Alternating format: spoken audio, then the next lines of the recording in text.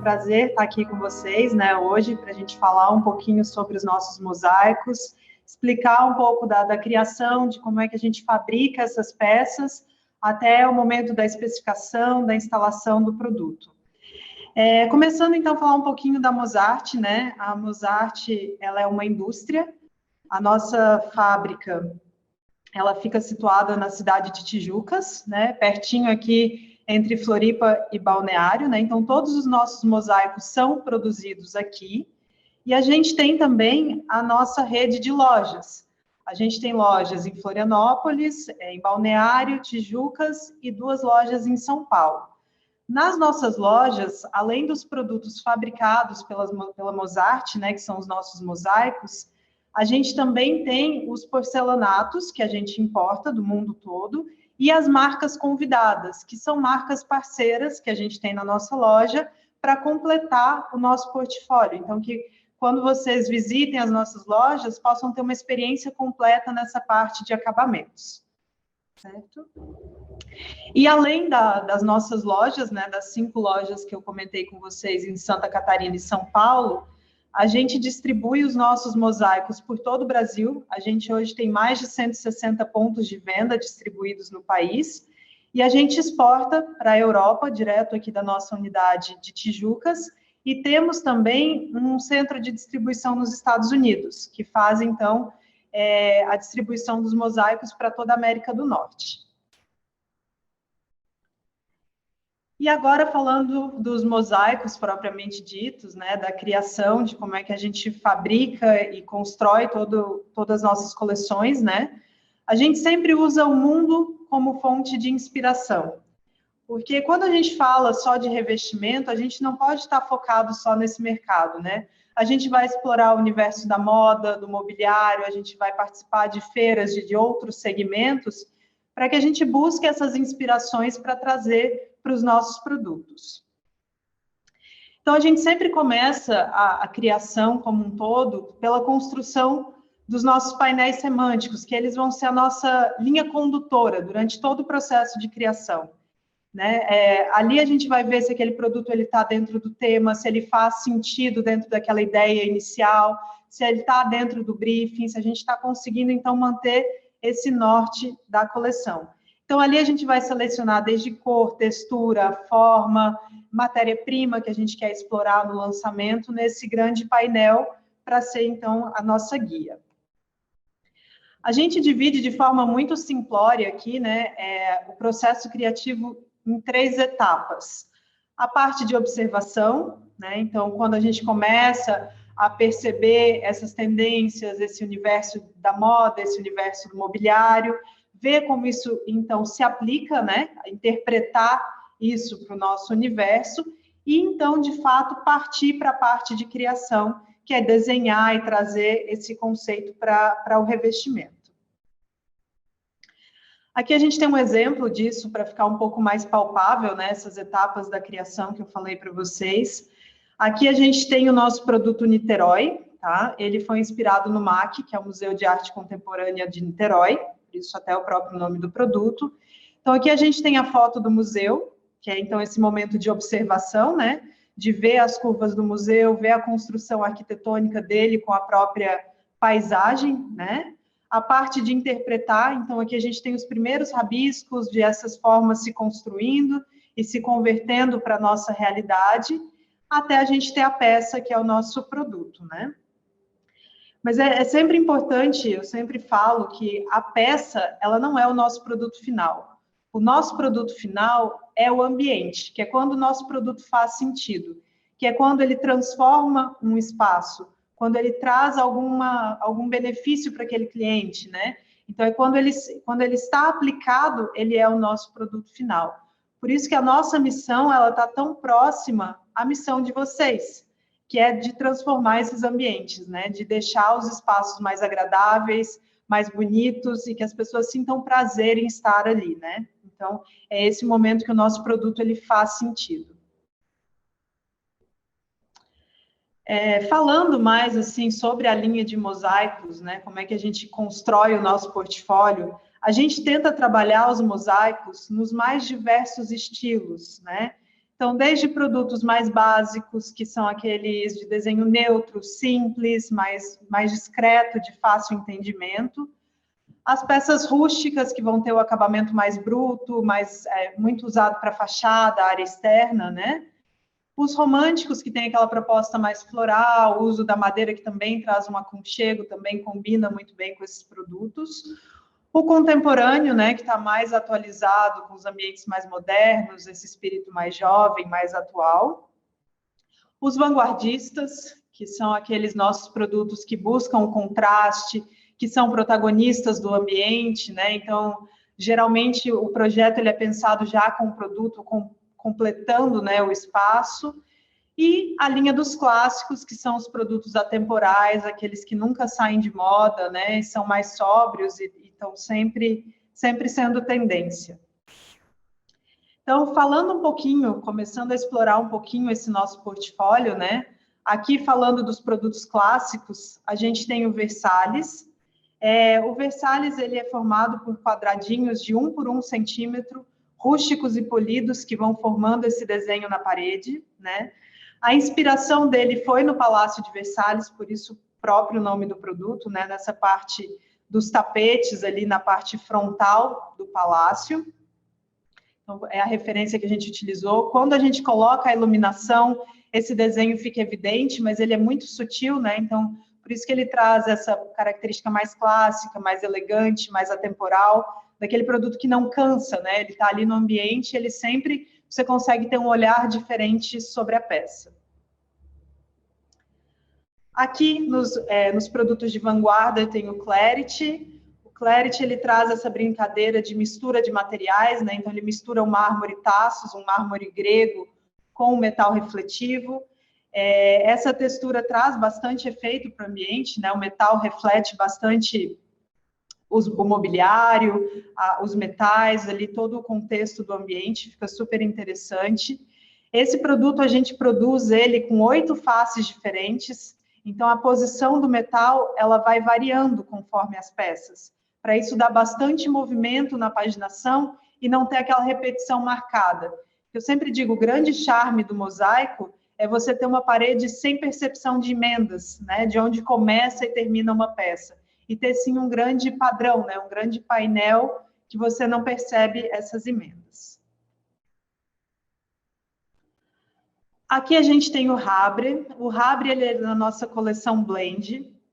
Essa foi a nossa coleção do ano passado. Esse é um dos produtos mais queridinhos, né? Foi o sucesso do nosso lançamento. A inspiração dele foi na escarificação. A escarificação são essas marcas na pele em alto relevo, né? Essa textura na pele. As pessoas usam a escarificação como uma forma de demonstrar a experiência, né? Então, se ela já viveu alguma etapa, conquistou alguma coisa, essas marcas são referências a essas conquistas. E a gente quis trazer essas marcas para o mármore nessa textura de fresa e complementou com alguns detalhes de metal. Também tem ele no dourado, no cobre, então tem uma variação de cores. E ele também sem o metal, que pode, então, ser paginado junto.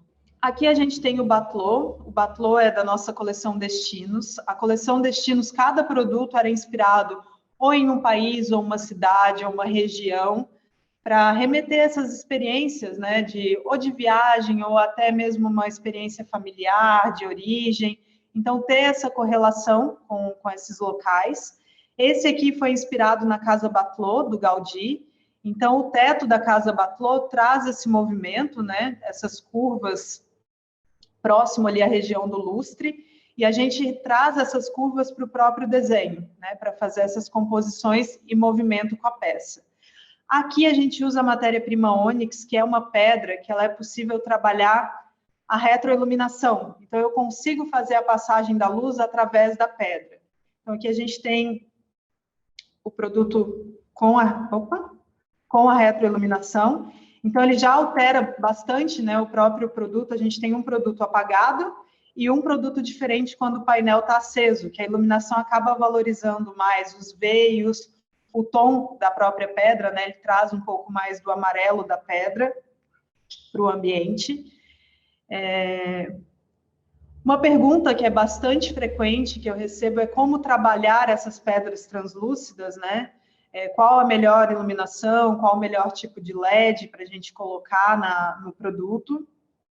Então, aqui, a indicação para assentamento dessas peças é que a gente assente o produto em um acrílico transparente, tá? Eu pego o acrílico transparente, colo essas peças de ônix com silicone. O silicone também deve ser transparente.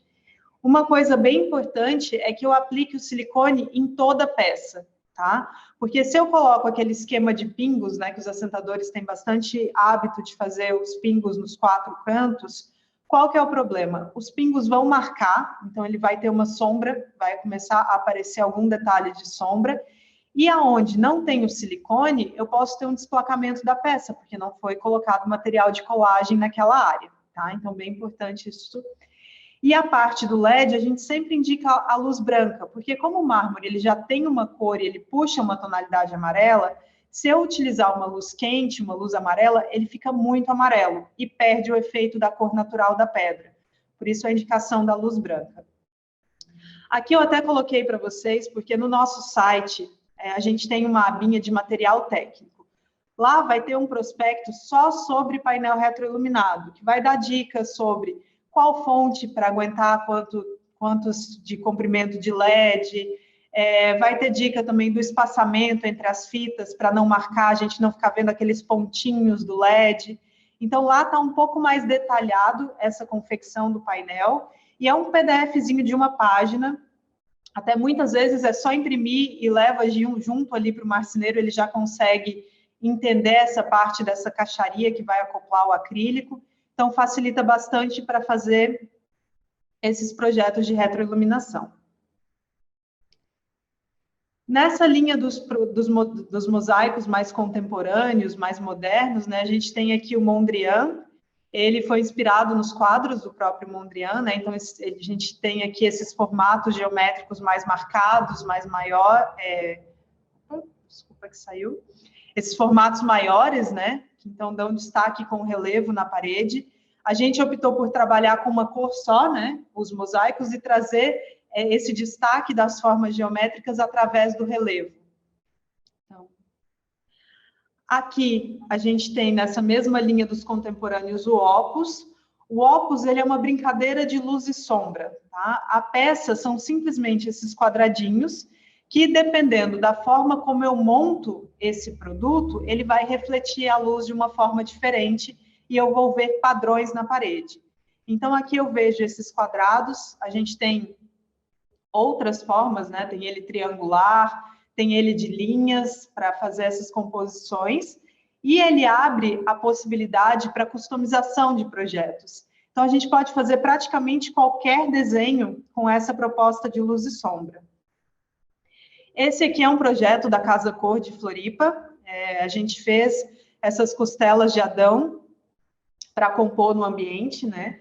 Então, o jogo de luz e sombra reflete o desenho. A gente já fez árvore, a gente já fez folhagens diferentes, a gente já fez recentemente até uma santa para a igreja, só com esse efeito de luz e sombra do produto. Com esse acabamento mais rústico, essa textura mais bruta das pedras, a gente tem aqui o Toscana. O Toscana ele foi inspirado na região da Toscana, né? Então, ele traz esse volume dos telhados, né? Que são telhados irregulares, com volumes irregulares para a peça. A gente optou por trazer um mármore italiano, que é o travertino clássico, para remeter também à própria origem. E aqui, se vocês observarem, a gente tem peças diferentes também. Assim como o Clarity tem 8 faces, esse produto a gente tem 4 faces diferentes, para justamente aquele mesmo processo de você não ver repetição. Porque se eu tenho uma tela só, eu vou começar a ver uma posição repetida. A partir do momento que eu tenho 4 peças e ela tem 4 lados distintos, eu tenho 16 combinações possíveis de tela. Então, eu não consigo ver essa percepção de emenda do produto, nem de repetição de padrão. Aqui a gente tem um produto que é super versátil, ele entra na categoria dos básicos, né? Que é o Waterloo. Ele é uma barra de mármore ou de pedra natural, aqui no caso é a ardósia preta, e que eu posso paginar das mais diferentes formas, né? Posso fazer espinha de peixe, posso fazer alinhadinho, posso fazer tijolinho, né? Então eu desloco um pouquinho no assentamento para fazer essas diferentes paginações do produto. E a gente tem ele em vários mármores distintos também. Esse aqui é do nosso lançamento desse ano, que também entra nessa categoria de produtos básicos, né? Ele traz bastante a textura para pedra, né? Então, a gente tem essas fresas aqui irregulares que fazem esse desenho, né? Diferente no produto. E ele tem no chevron e também a gente tem nas barras, com essa mesma textura para brincar. Agora, falando um pouquinho mais sobre as especificações, assentamento, dica de uso de cada um desses produtos, né? Que além de escolher o estilo que mais combina com o cliente, a gente também tem que estar atento às características técnicas para que aquele produto tenha a melhor eficiência, o melhor resultado no ambiente, né? Então, existe bastante dúvida com relação a produtos com junta e sem junta, tá? Então, os mosaicos com junta, que são esses que a gente precisa colocar o rejunte, né, que ele tem o espaço para o rejunte, eles são mais indicados para áreas molhadas, contato direto com água, tá? E os mosaicos sem junta, eles vão estar mais indicados para as áreas sem contato direto com água. Então, quartos, salas, até um backsplash a gente pode colocar o mosaico sem junta. Mas se ele vai ter, por exemplo, a área de box, já é melhor a utilização do mosaico com junta. Então, aqui a gente tem duas madrepérolas, né, do nosso portfólio, uma sem junta e uma com junta. Então, aqui também a gente tem um banheiro, né, que a gente tem um mosaico com junta assentado. O mosaico com junta, além das áreas molhadas, contato direto com água, tem essa indicação do produto para chão, tá? Sempre que a gente for utilizar o mosaico no chão, ele deve ser um mosaico com junta, porque ele vai garantir que vai estar plano, que não vai ter como a pessoa tropeçar, não vai acumular sujeira, tá? Então, por isso, essa importância do mosaico com junta para o chão. Aqui a gente tem um box que tem um produto com bastante volumetria, que é o Serros, né? Mas ele está numa cor escura. Então, quando o mosaico ele é sem junta, mas ele é de uma cor escura, a gente consegue trabalhar ele em algumas áreas molhadas, tá? Como eu mostrei para vocês, aqui a gente tem um outro ambiente aplicado Clarity, que é o produto que tem metal misturado na composição junto com o mármore. Quando a gente tem o metal, o nosso metal é sempre aço inox 304, que é o aço inox mais resistente à corrosão. Então, ele não tem esse problema de oxidação. Mas a gente não indica ele para a área molhada, tá? Por quê? O nosso metal, ele é refletivo. Então, se eu for utilizar um material abrasivo para fazer a limpeza de uma área de box, ou se eu for passar algum produto químico, eu posso estragar o reflexo desse metal. Por isso, a indicação dele é sempre para áreas sem contato com água e não pode para a área externa, tá? Então, é por esse motivo. E também a gente deve cuidar, quando a gente fala de produtos com metal com junta, que a gente tem alguns metais com junta e alguns sem junta. Os que são com junta, deve-se ser utilizado um rejunte próprio para metal. Esse rejunte que é próprio para metal, ele não contém areia, então ele não vai riscar a superfície do metal. Todas as nossas peças de metal, elas vão com um adesivo na superfície para prevenir esses riscos. Mas é mais seguro sempre fazer a instalação com rejunte próprio para metal e só remover essa película protetora depois da instalação finalizada, tá? Que é para garantir, então, essa proteção e que o polido fique, o refletivo do metal fique perfeito depois do assentamento. Todos os nossos produtos que têm metal, a gente tem uma versão deles sem metal, como vocês conseguem ver aqui. Aqui eu tenho o Pulse dentro da área do box sem o metal, e aqui eu tenho ele na área da banheira com o metal. Então, eu consigo compor dentro do mesmo ambiente, dependendo da necessidade técnica do produto, as duas versões. Tá? Momento de instalação do mosaico. Eu sempre digo que o mosaico dos acabamentos ele deve ser um dos últimos, tá? Porque são peças delicadas, são geralmente áreas menores, né? Então eu consigo ter mais cuidado nessa instalação. Mas se eu tiver que fazer alguma outra intervenção na obra depois do mosaico instalado, é muito importante proteger o painel, tá? É uma proteção simples, é uma lona com fita, só para eu garantir que não vai cair um gesso, se eu for fazer um acabamento de gesso, não vai cair uma pintura, tinta, nada disso, então eu garanto essa proteção do painel. É muito importante, nos nossos mosaicos, fazer um painel antes do assentamento, tá? Esse painel é importante para alinhar a expectativa do profissional com o assentador, do cliente também. Como eu falei para vocês, vários produtos, eles têm mais de uma face, para justamente dar uma paginação harmônica. E se eu não faço esse painel no chão e misturo as peças de uma forma que aquilo me deixe satisfeito, isso na parede pode ter alguma peça que marcou um desenho que você não gostou, ou que ficou diferente do projeto, que o assentador acabou invertendo uma peça e já não ficou tão legal a paginação. Então, esse momento de fazer essa paginação no chão é um momento de alinhamento, de verificação, de conferência, para garantir que aquilo que vá para a parede vá perfeito. Tá? Corte das peças. Como é que eu faço para cortar os mosaicos, né? As nossas peças de mármore, de pedra natural, a gente sempre orienta o uso do disco diamantado contínuo. Tá? A madeira, ela existe um disco específico para corte de madeira que ele tem uns dentinhos. É muito mais para proteção de quem está fazendo o corte usar esse disco do que o próprio acabamento, mas é bem importante orientar para garantir que não vá voar nenhum pedacinho de madeira, nenhum pedacinho na pessoa que está ali fazendo o recorte. E para os produtos de porcelanato, mosaicos de porcelanato, e também os que têm metal na peça, é muito importante refrigerar o disco no momento do corte. Então, aqui, para vocês verem, a gente tem uma maquita, né, fazendo ali o corte, e a gente faz esse refrigeramento com água. Por que é importante? Quando eu estou cortando um material muito duro, como é o caso do porcelanato ou até do metal, esse disco ele começa a aquecer. E quando ele aquece, ele perde a precisão de corte e começa a serrilhar. Então, quando eu coloco água, ele vai manter a precisão do corte e a peça vai ficar com acabamento perfeito. O metal, como ele aquece muito o disco, pode ser até que ele queime, fique uma bordinha preta no metal se eu não fizer essa refrigeração. Aqui eu coloco no exemplo uma garrafinha de água que eu brinco que é para não ter desculpa, né? Ah, a obra ainda não tinha água, eu não tinha acesso a uma mangueira para poder fazer esse corte. É muito simples, é uma garrafinha, faz um furo na tampa e ali você já consegue refrigerar e garantir esse bom acabamento e bom corte dos produtos. Argamassa.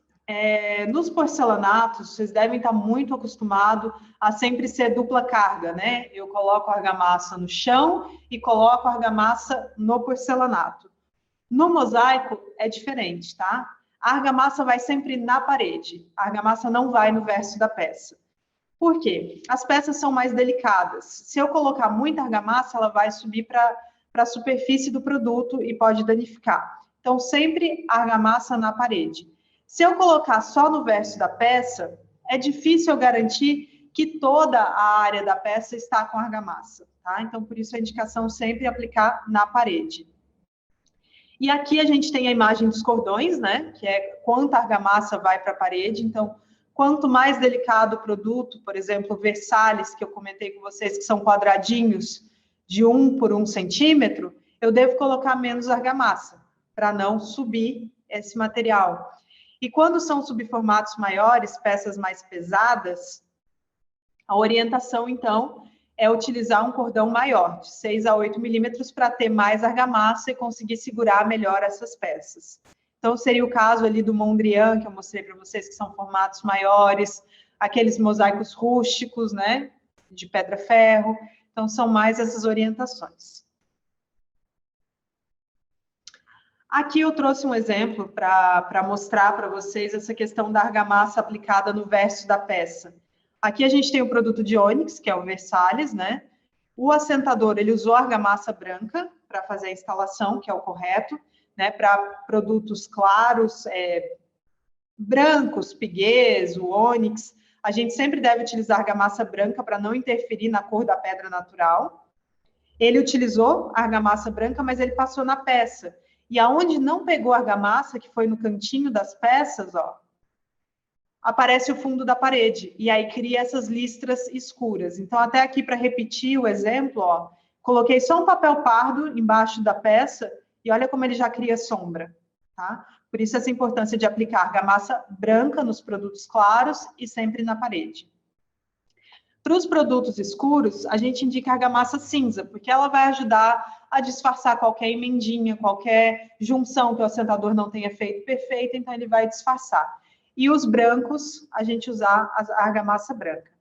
Para madeira, a gente nunca indica argamassa, tá? Todos os nossos produtos de madeira, eles passam por um processo de impermeabilização na fábrica por imersão. Então, as madeiras são todas imersas num líquido protetivo para que a gente garanta uma vida útil desse material muito maior e muito mais seguro para o uso da madeira para o cliente. Então, quando a gente faz esse processo de imersão, a madeira, ela expulsa a argamassa, porque ela repele tudo que tiver de água.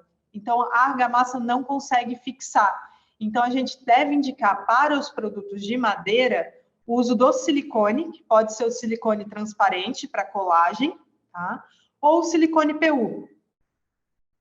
Limpeza e manutenção. A limpeza dos mosaicos ela é muito simples, tá? São pedras naturais, mas elas saem todas impermeabilizadas da fábrica, então é super fácil essa manutenção do dia a dia.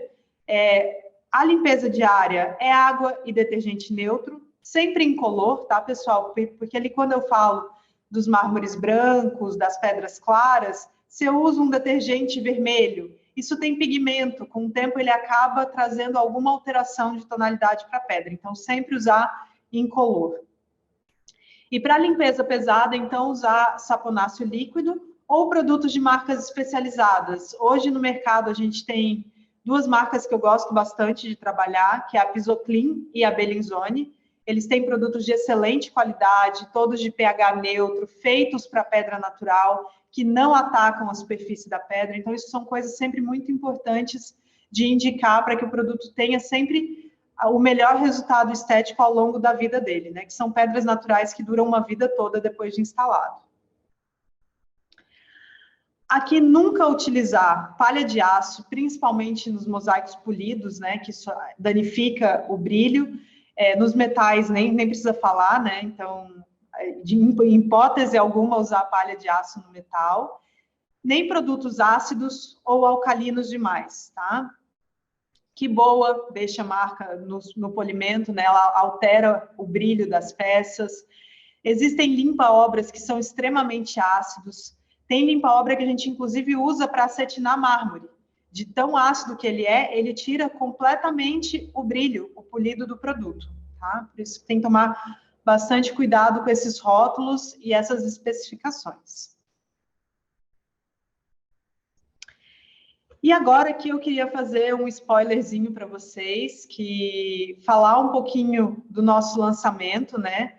A gente recém lançou na Revestir, a Revestir teve uma edição online esse ano, né? Não sei se todos vocês acompanharam, mas foi uma forma diferente de fazer feira, mas muito interessante também para divulgar os produtos. A gente fez uma coleção comemorativa sobre os nossos 25 anos de empresa. Foi uma coleção muito especial para a gente, que a gente trabalhou com 5 produtos históricos, que a gente selecionou ao longo da nossa história como produtos icônicos, né, que marcaram a marca Mozart ao longo de sua trajetória. E a gente fez, então, releituras para esses produtos. Essas releituras foram feitas baseadas no aspecto estético do produto original, né, do produto histórico, que a gente tem chamado, mas também no mapa astral desse produto. Cada um dos produtos históricos que a gente selecionou, a gente fez o mapa astral dele baseado na data de lançamento do produto. E com isso a gente construiu a personalidade de cada um. Porque, assim, a história da Mozart, ela está muito ligada aos próprios produtos, né? Então, eles são praticamente pessoas que conviveram com a gente ao longo dessa história. E a gente queria personificar eles e trazer essa personalidade para a releitura, né? Que tivesse a ver, então, com o produto. Essa coleção, a gente fez ela toda juntamente com o nosso fundador, né? Que é o Marco Aurélio Cedrez. Ele faleceu recentemente, então essa é uma coleção que, para a gente, além dela celebrar os 25 anos da Mozart, ela também é uma homenagem a ele e a esses 25 anos de história que ele construiu com essa fábrica, com produtos tão incríveis, com uma marca tão forte no mercado. Então, acabou sendo uma coleção para comemorar a nossa história e também celebrar a trajetória dele ao longo desses 25 anos, né? Eu vou passar para vocês um vídeo bem rapidinho, que conta um pouquinho sobre essa história dessa construção, dessas releituras. No vídeo, vocês vão ver a bailarina, ela é a Gabriela. A Gabriela, ela é formada pelo Balé Bolshoi, ela entrou nessa imersão junto com a gente, dos mapas astrais, das personalidades, para construir essa coreografia. Então, é um trabalho feito com muita delicadeza e que eu espero que vocês gostem.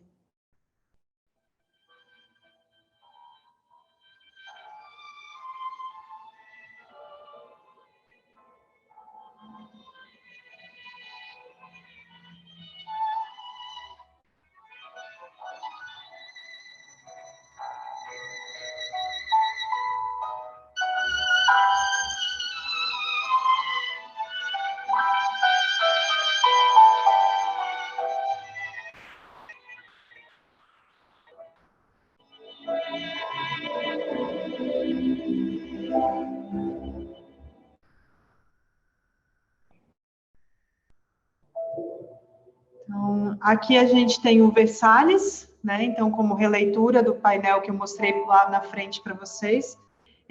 A inspiração da releitura, então, foi na Capela Real, por isso a gente trouxe o nome dele de Versalhes Chapelle, como referência à capela. A essa parte da tapeçaria também do chão, né? Então, ele forma essas partes geométricas mais amplas. Também com a mesma técnica do subformato de 1 por 1, onde o fosco e o brilho é que trazem o desenho de forma muito sutil, né, para a paginação.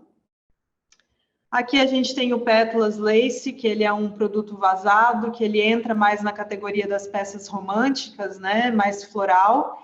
Ele tem uma tecnologia de adesivo no verso da peça, então esse a gente não precisa usar silicone para instalar, ele já vai com o adesivo no verso da peça, é só remover e fazer a instalação. Uma coisa bem bacana sobre essa tecnologia também é que a gente pode aplicar o produto em diferentes superfícies. Então, aqui ele está aplicado no espelho, por exemplo. Então, ele faz essa impressão de ser uma divisória, né? Então, dá uma amplitude para o ambiente. Também pode ser aplicado em vidro para fazer, de fato, uma divisória e colocar frente e verso. Então, ele traz outras possibilidades de uso do revestimento, né?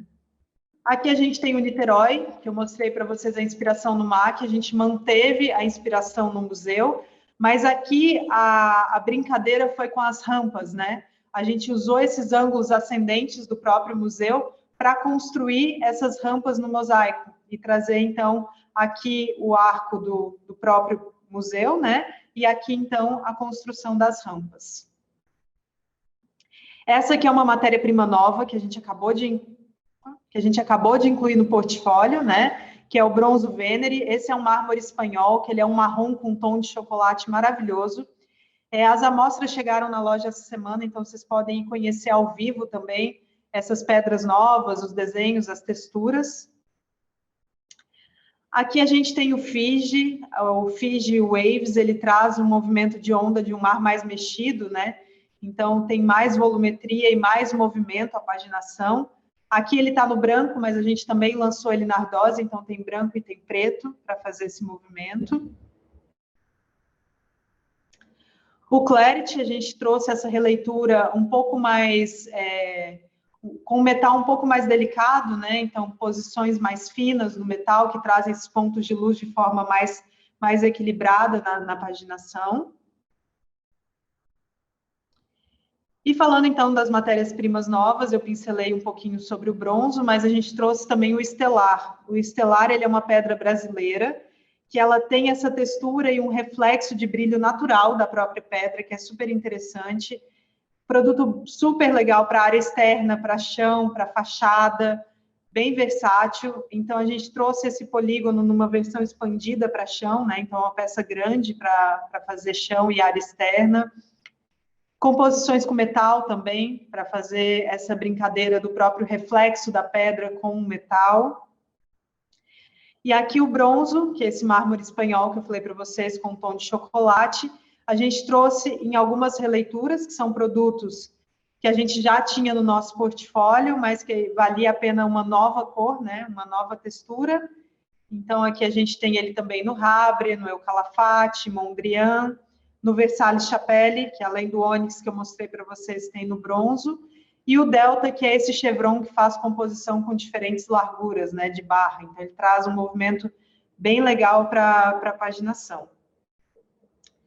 E era isso que eu queria conversar um pouquinho com vocês, né, falar um pouquinho sobre os nossos produtos. Deixa eu abrir aqui a câmera para vocês me verem um pouquinho. Se tiverem alguma dúvida de produto, quiserem colocar ali no chat, eu estou à disposição também. Para a gente falar um pouquinho.